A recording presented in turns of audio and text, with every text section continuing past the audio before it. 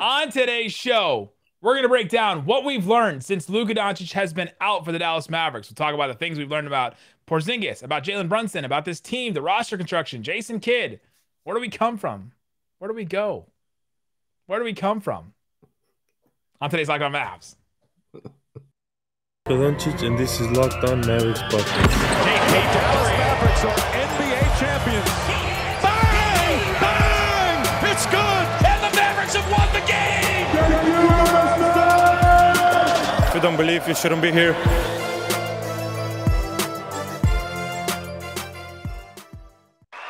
And welcome. You are Locked On to the Dallas Mavericks. My name is Nick Angstadt, media member and manager for the Locked On Podcast Network. And joining me, as always, my co-host, contributor, writer at Mavs.com. The Thanksgiving Thankful. The One More Thing King. What you got for me, Isaac Harris? We are T-minus, 2 days from Thanksgiving feast time for a lot of us. And you know what? It's time for me to tell the story. I tell it once a year, and I only tell, it's really not that big of a story, but I referenced this Rick Carlisle feud a little bit that him and I had at times over Nerlens, but it's a story we tease to every once in a while. We'll make joke about it, but we're gonna share it. We share it every single year on this episode. So we will share the story of Isaac, Rick Carlisle, and Thanksgiving plans. The time Isaac got ricked real bad. We'll talk about that. This episode is brought to you by Truebill. Truebill is the new app that saves you money by helping you identify and stop paying for the subscriptions you don't want or need. You can even negotiate better deals on those that you want to keep.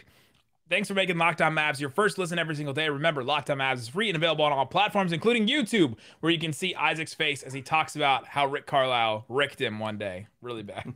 Ricked him a new one. We should have used that more. Okay, so here's the deal. It's 2016. Rick used to talk to the media outside of the locker room. All right. And American Airlines Center, outside the locker room, little, media gathering, fairly new to. I didn't know Rick personally at that time. And my whole thing was, hey, I just want to write something about off the court, especially when I first started writing for the team. I focused on stuff off the court. And I was like, you know what? Maybe Rick would enjoy a question that's not about basketball, that it would be something about off the court.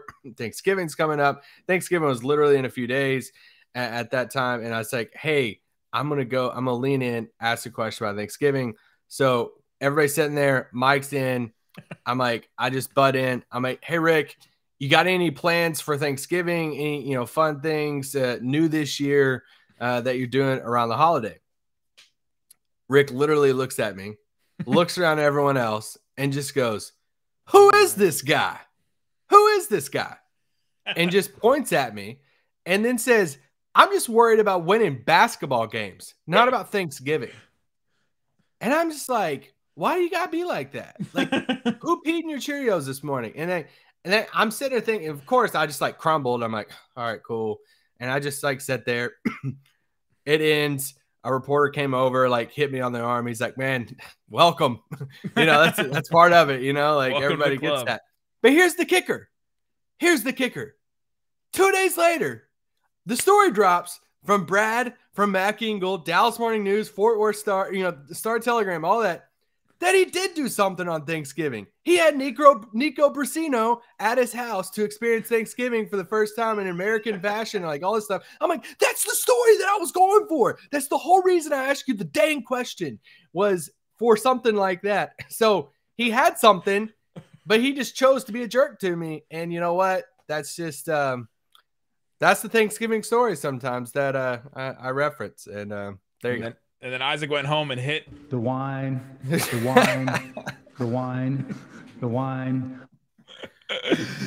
Thanksgiving story. So if you ever hear about Thanksgiving plans, you hear us reference that, make jokes to it. We do it all the time.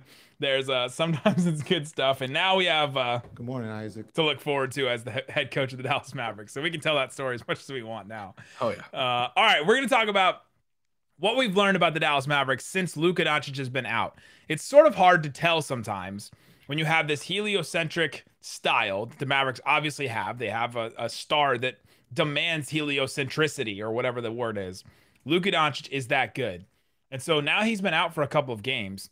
And according to Callie Kaplan, he re-aggravated his knee injury, his left knee, during practice when he was participating. So I'm guessing he's probably going to miss this Clippers game. We don't know at this point as we're recording this, but I'm guessing he's going to miss this last Clippers game on the road trip. But what have we learned with these 3 games that Luka has been out?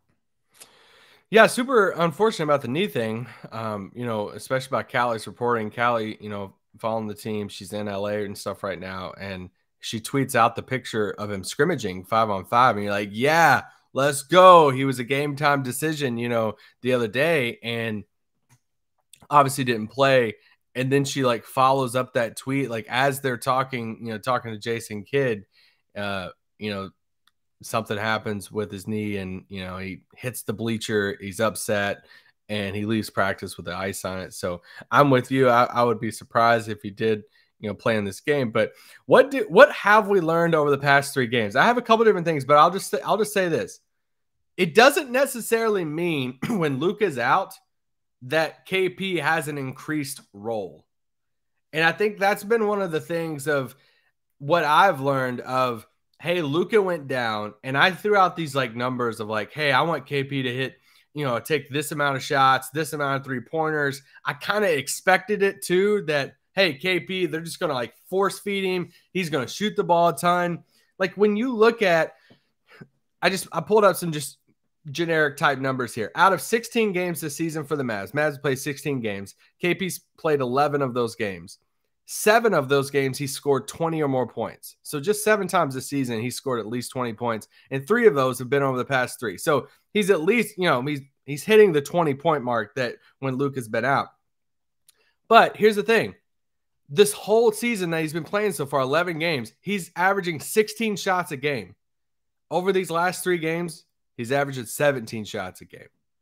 Just one more. So that's the thing that I think I've learned over these past 3 games, that even when Luka's out, whether it's rest or injury or anything moving forward, it doesn't necessarily mean, all right, it's KP's time. KP's going to get, 23 shots a game. It just hasn't happened over the past 3 games. It's been interesting, right? And it's hard to tell if it's okay. Obviously, he had 20 shots in the first Phoenix game. He had 13 shots in that second Phoenix game last Friday, and then he has 18 shots in the first Clippers game. So the 13-shot game seems like an outlier. It's about 5, to 7 shots less than he got in the other 2 games. And there was a lot of complaining about, well, Brunson didn't get him the ball late in the game.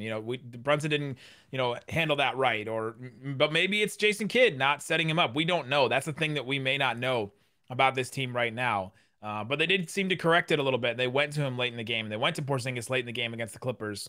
So, but he isn't handling the ball. Porzingis isn't doing much more than we've seen him do. Now, he'll do a little bit more later in the game. They've been giving him post-ups later in the game that they would never do if Luka was there, right? That's one thing that's been expanded in his role with Luka being out. But by and large, I think you're right. KP's role is not that much larger. He's still, and the reason we've been talking about KP this whole season is he's not a guy you can just give the ball to and he goes and does stuff, right? You can't just give him the ball 20 to 15 feet. I feel like a broken record, but he's a guy that finishes stuff. So you have to set something up for him. That's why I kind of think that Kidd has been marrying Brunson's minutes with Porzingis' minutes, and he's not going to just put him out there with Tim Hardaway and Burke. You have to have somebody that can set KP up. He's a great finisher. He can finish on pick and rolls and pick and pops. He can finish on the little post-ups that he can do, that he flashes to the paint off of the baseline. He can do all that kind of stuff. And obviously he's been scoring off of it, but he's not going to create for himself. And so KP's role has definitely been something we've learned about the Dallas Mavericks. And we're going to get into this. We'll talk about this a little bit more, and we'll talk about some more things we've learned about the Mavericks coming up. But before we do, I got to quickly tell you about Shopify. Shopify is a complete commerce platform that lets you start, grow, and manage your business. And subscription-based software allows anyone to set up an online store and sell their products. If you got something to sell, you want to sell it anywhere. You can sell it in person. You can sell it online. Do it with Shopify. Using their Shopify POS, their point-of-sale app, and accompanying hardware, you can do that. Shopify gives entrepreneurs the resources once reserved for big businesses. So upstarts, startups, and established businesses alike can sell everywhere, synchronize online and in-person sales, and effortlessly stay informed. You can check out Shopify right now if you got something to sell. If you want to sell more shots to Kristaps Porzingis, you may be able to do that. Go to shopify.com/LockedOnNBA. That's all lowercase LockedOnNBA. for a free 14-day trial and get full access to Shopify's full entire suite of features. Grow your business with Shopify today. Go to shopify.com/LockedOnNBA right now. Shopify.com/LockedOnNBA. All right, Isaac Harris, we've been talking about what we've learned about this Mavericks team, the 3 games that Luka has been out. What do we know about this team, this squad without Luka? I asked that question on YouTube, on our community tab. I got a lot of people saying this team sucks. A lot of people saying this team isn't good. But Porzingis, I thought, has been pretty good. We've been talking about his role. His role has not increased. But what did we learn anything about KP over these last 3 games with Luka out besides what his role is? Well, I was just going to add to, like, it's not like Paul George and Kawhi. Like, Kawhi goes down, Paul George's role goes up. And, you know, you see there's a big difference in Paul George's role playing off Kawhi and everything. And then Kawhi's out, and it's like, all right, Paul George is running the show and all of that. It's not – that's what I was trying to say. It's like, I think for some fans and even myself, that's why I'm saying I learned. I think we go into that. Luka's out. Now it's KP's show. KP's not the creator type. KP is a finisher type. KP is a, hey, catch the ball, shoot the ball. KP, get position, let's dump you the ball, and then you just make the move. It's not – KP's not in the spot right now to throw the ball and say, clear out, go do your thing. I mean, he's 7'3". There's not a ton of, you know, guys that size who can do that outside of what, Embiid, Jokic, maybe Towns, and then like Hassan Whiteside. But Can't flip that one by. I was just going to try to keep going, but then I started laughing. But no, I think you mentioned on yesterday's pod the position stuff about where he gets position on the block. I think that's been – I don't know if that's because, you know, Luka's been out, so they had to, you know, really look at that more. But that's something that should stay moving forward even when Luka comes back. Yeah, absolutely. That's something that should. And I kind of think that if he can get position like that, and this has been our thing about KP taking post-ups forever. If he can get position, he's good around the rim, right? He's got pretty good touch. That hook shot the other night was going for him. If he can get good position against guys, and he can rise up over the top of them, then go ahead, try those shots. And maybe that's something that they can do late in games if he can get good position. The problem is it's getting him to that spot. And maybe this slight change that they made, which I talked about yesterday, if you want to go listen to yesterday's show or watch it on YouTube, about where he gets position, where he starts possession. So, you know, I was looking at stats, and this, as far as games played, you know, he's like 70, right at like a little over 70 games away from playing as many games with the Mavericks than the Knicks. 70 games. Yeah. One full season, really. Like, he's going to get to the end of the season. If he stays fairly healthy, he's going to be right near it, pretty close. And that's kind of fascinating to me because it still feels like he just got here. And it feels like in my mind that he was just in New York for so long.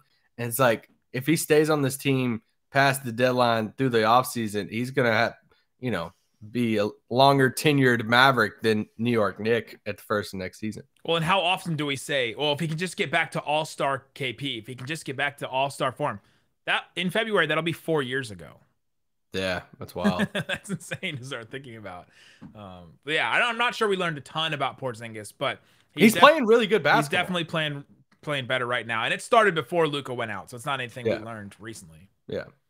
What else have we learned about this team? What have we learned about Jalen Brunson? What have we learned about the rest of the creators on this team or anything like that? Well, I'm just going to say, I mean, this is not breaking news here, but the offense has sucked without Luka. So, I mean, we got some numbers throughout you. As far as average points per game, over the last 3 games, they're right at 97 points a game. That's bottom 5. That's 26th in the league. I've heard that's not good. They're bottom 10 for the whole year, but in the past 3 games, they're bottom 5. 3-point attempts per game. They hover around the 8 to 10 mark with Luka. Without Luka over the past 3 games, they're 19th in the league in 3-point attempts per game. Free throw attempts per game, they're bottom 4 in the league, 27th in the league in free throw attempts per game over the last 3 games. So this isn't like groundbreaking news of like, hey, the offense takes a huge, hit when Luka's out, but it's how big of a hit. And it's a testament to the roster kind of around Luka that there just isn't fully enough right now. And at the secondary creator conversation that we've, feels like we've I don't know, how long have we been talking about this? Like, I don't know, 8 years.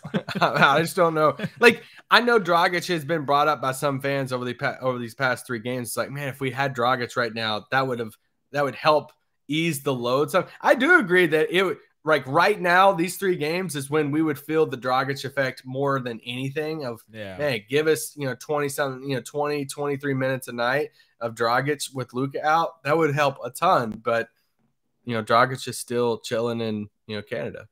Just not playing. Yeah, to your point about the offense, the Mavs offense had really started to pick up the couple games before this. So you start looking, okay, that Boston win, offensive rating 117 points per 100 possessions. Pelicans win 117 points per 100 possession.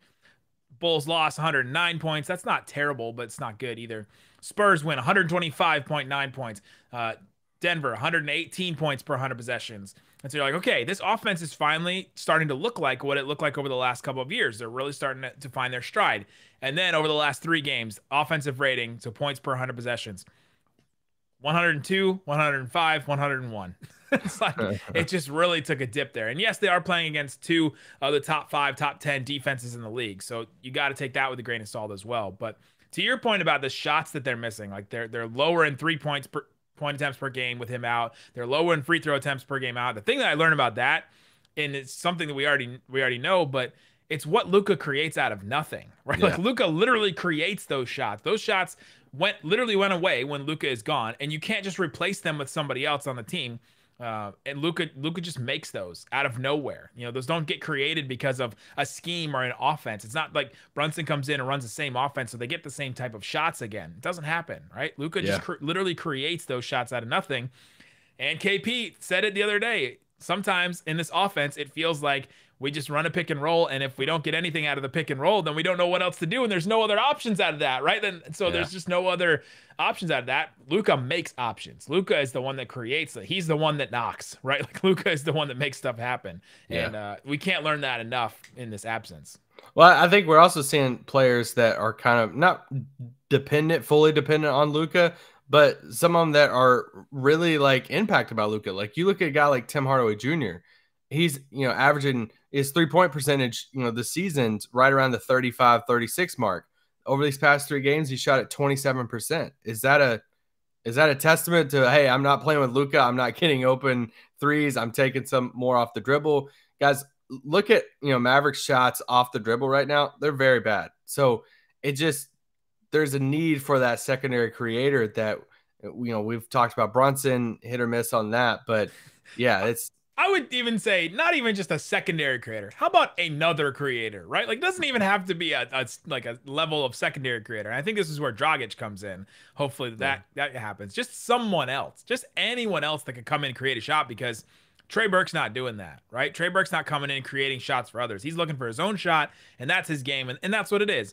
Brunson is not even like a pass first point guard. He's slowly becoming more of a playmaking guard this year. He's really stepped up in that area. You can tell that that's been a point of emphasis for him. But so you take Luka off this team, there's no one else creating for anyone else on this team at times. And that's a problem when you have a lot of guys that are dependent, Porzingis, Hardaway, Bullock, Dorian, Dwight Powell. This team is built around guys that can finish around what other people create for them. And turns out that that's bad when you take that creator away from a team like that. Yeah.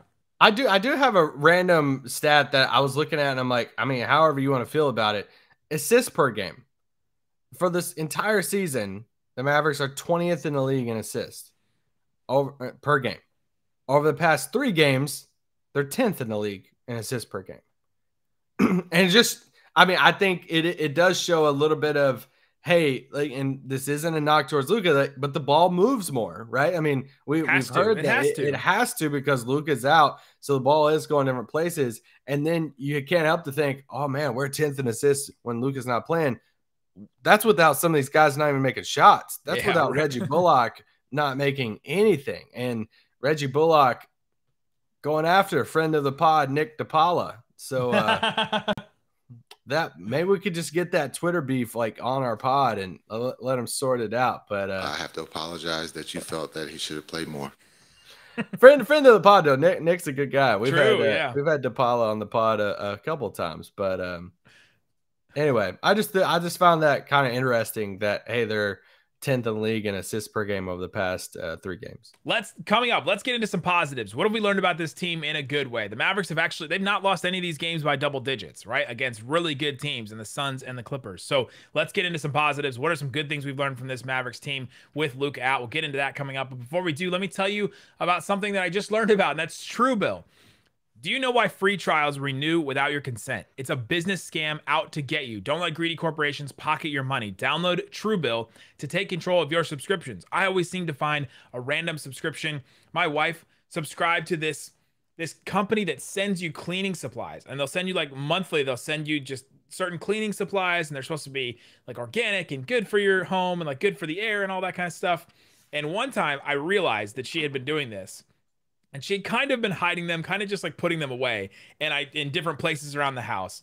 And I gathered them all together and I realized we had 18 tubes of like floor cleaner and like 12 tubes of like toilet bowl cleaner and like all this stuff. So we just started giving it away to people because we realized we had way too much we'd never be able to use. We could have used Truebill. Truebill is the new app that helps you identify and stop paying for subscription you don't need, want, or simply forget about. On average, people save up to $720 a year with Truebill. Don't fall for subscription scams. Start canceling today at truebill.com/LockedOnNBA.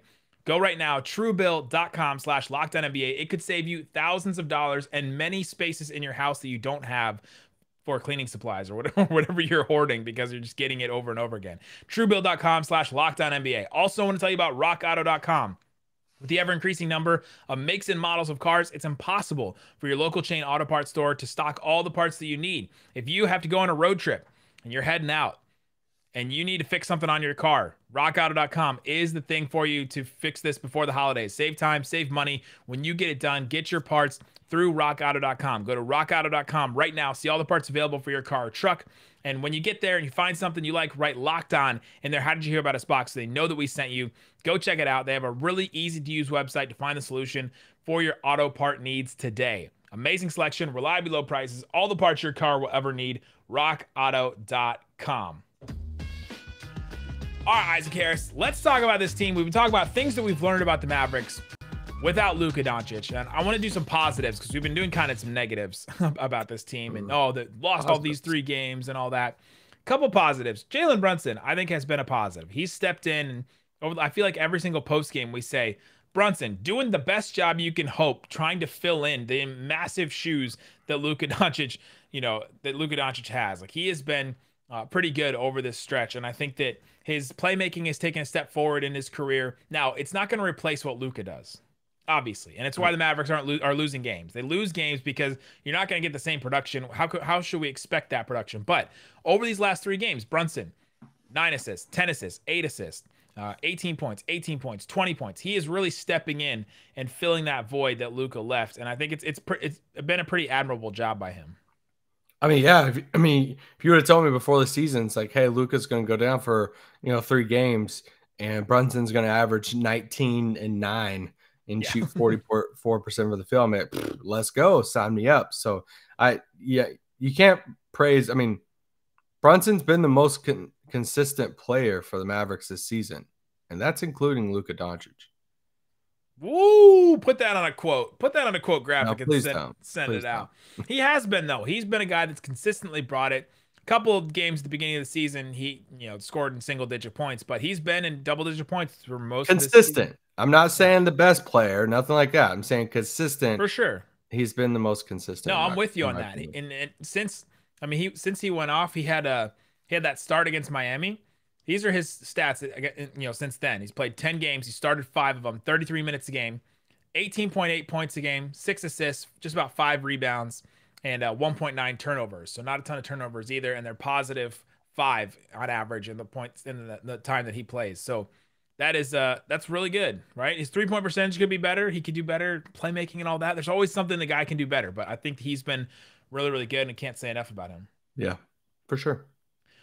What else have we seen that's positive? I thought the fight on for this team defensively that we've seen from this team, they have to win in different ways with Luka out. So they try to be a better defensive team. They try to go after loose balls, and they try to defend harder and do all that kind of stuff. The way that they've communicated on defense, I think, has been a little bit better. Not because Luka is out, but the Mavericks have been trying to improve that throughout this season. I think that's been better. So we're learning a little bit about this team and what they can be possibly defensively.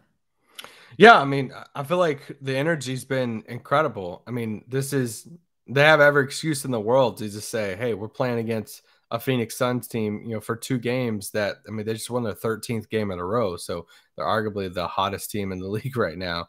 And, a Clippers team that's a good playoff team. So it's like they have every excuse to say, hey, man, Luka's out. We can kind of just do our thing. If we're not close, then, these final scores could be 18, 20 points, but they're not. They're fighting until the very end. So I like what I see in that. I only have one more thing as far as a positive, and it's something that I've learned, that when Luka is out and when Luka is present at the game, he likes to go casual instead of business when it comes to his outfits. He loves this, he loves rocking his logo, which I would too. I actually really do like his logo, but he just likes kind of the chill, sweatpant. Let's throw the hoodie on. No big fashion thing he's going to be rocking courtside. Nope, that's Luka. I wouldn't expect him in anything else, right? He's not all business. I would like to see that outfit he wore to practice that one day a while back. That was just like crazy on the colors. Sidelines. Yeah, just wear that one time, man. Just do it once. What are you expecting in this game tonight? What should fans expect? I don't think Luka's going to play. We'll see. By the time you're listening to this, you may know more than us. But later game for the Mavericks, 9:30 Central Time start. Last game of this road trip. What are you expecting? Honestly, I expect the same thing that we seen the other night. I mean, once again, going back to this 4-game stretch when Luka went out, it was, hey, what's going to be a success?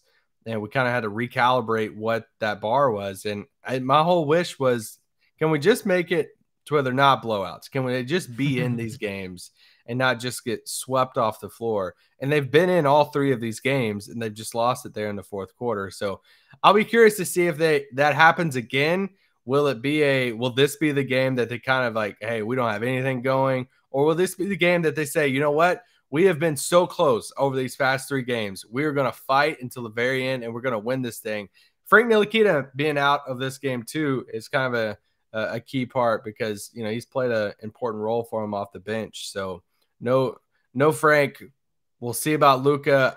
I wouldn't bet on Luka playing. Maxey, I think, is questionable for this game, if I'm not mistaken. So we'll see who plays in this game. I'm hoping that this is the game they hit a bunch of threes in that first game against the Suns, I guess, and then they ended up losing that one. But I hope this is the game they finally take like 40 threes and hit like 20 of them. Or we need a Reggie Bullock 5-3 game. Yeah. I don't want to go on. We need to bring somebody on the pod. That you felt that he should have played more. We need to do. You think kids like deep down thinking about that question and being like, no, not at all. I don't think he thinks about that. I don't think he thought about that since he said it. Nah, he's thinking. He's like, should we practice on Thanksgiving? So, Nick, that's a good question. I was listening, or I read Cuban did a Q&A with I think Mark Medina, and so I was reading that the other day, and he was talking about the ball, the new ball, and we haven't talked about it a ton on this podcast, but you talk to the right people. And there are people out there that like swears up and down about how this ball is like drastically, changing stuff. And so, but anyway, Cuban talked about on there and his, he had a whole reason behind it, but he was talking about how it's affecting players with, a lower arc, flatter shot. And I think Reggie's one of those guys. Chandler Parsons is like the king of that, but, maybe Parsons is still involved with the organization. We just don't know that. But he got out before the ball changed. Smart on him. It's smart, yeah. But no, I just wonder. I read that, and I know there's probably people listening to this pod, and they're like, "Oh, that's an excuse." Blah blah blah. I don't know. I don't know. I haven't shot with this new ball, so I don't know if it does affect. I don't think Reggie would even tell you, even if he felt like it. It was. But if that's the case, then it kind of gives a little bit of light into his off shooting so far. Who wants smoke with me? The funny thing about his tweet is Nick doesn't really like Nick DePaula, not me. Yeah, Nick DePaula. To my understanding, Nick's not sitting there walking courtside with some, mirrorless, Yeah, I'll just flash this up here real quick since Nick tweeted it out. Yeah, so Nick DePaula tweeted, "Listen, I like Reggie Bullock and he means well, but he wrote sniper alert on his Kobe's, and then he went a whopping 0 for 2 in 31 minutes tonight." And it's a picture of Reggie Bullock wearing Kobe's, and it has the word sniper alert written on it. And then Reggie Bullock quote tweeted and said, "Who wants smoke with me? Do your job and take pics of shoes, sucker," which is just an incredible clapback at Nick DePaul, I think. Friend of the pod, Nick DePaul, still, he took that. First off, if my job was shoes, I would love that. But I don't even think that that's really Nick's job. No. I don't think he really even takes He doesn't take the pictures. He's not a photographer. He just reports about the shoes and knows all about the shoes. So I'm sure Nick got a good chuckle out of that. I'm sure he did. But yeah, sniper alert seems at this point for Reggie Bullock, it seems more of an inspirational message than it seems like this is my identity. whatever he wants do, to do to get going. We'll see. There you go. We'll be back with the post game after the Clippers game. We'll talk all about it, break it all down. Subscribe to the YouTube channel. Thanks for making Locked On Mavs your first listen every single day. Now go listen to Locked On Fantasy Basketball. Josh Lloyd doing incredible stuff, breakdowns of every single game, every single night. Go check it out. Locked On Fantasy Basketball. Guys, thanks so much for listening to Locked On Mavs. So, boom.